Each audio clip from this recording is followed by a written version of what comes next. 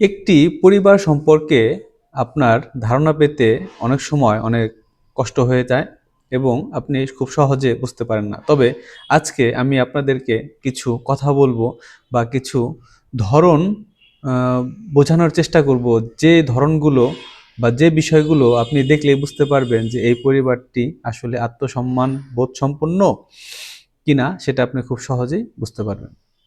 তার মধ্যে নাম্বার 1, আপনি যদি লক্ষ্য করে দেখেন কোনো পরিবারের মধ্যে স্বামী-স্ত্রীর মধ্যে বা ভাই-বোনের মধ্যে বা আ আ আত্মীয়স্বজনের মধ্যে কলহ লেগে থাকে, ঝগড়া লেগে থাকে, তাহলে আপনি বুঝতে পারবেন যে এই পরিবারটির মধ্যে ঝামেলা আছে। অনেক সময় দেখবেন পরিবারের মানুষই পরিবারের অন্য সদস্যের বিরুদ্ধে গিয়ে বদনাম করছে বা কোনো খারাপ কথা বলছে। তখন বুঝতে পারবেন যে এই ফ্যামিলির মধ্যে কোনো বন্ডিং নেই এবং এই ফ্যামিলির মধ্যে আত্মসম্মানবোধ কাজ করে না।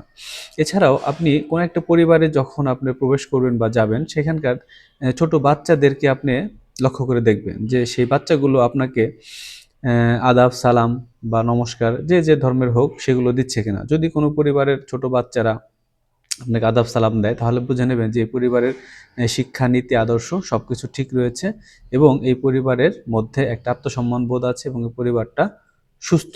এছাড়াও আপনি কোনো পরিবারে গিয়ে আপনি যদি লক্ষ্য করে দেখেন যে আপনার সাথে আচরণ ভালো করেছে, আপনি যাওয়ার পর আপনাকে বসার জন্য তারা রিকোয়েস্ট করছে, বা আপনি যাওয়াতে তারা খুশি হয়েছে, তাহলে আপনি বুঝতে পারবেন যে এই পরিবারটা আসলে আত্মসম্মান বোধ সম্পন্ন এবং পরিবারটা ভালো।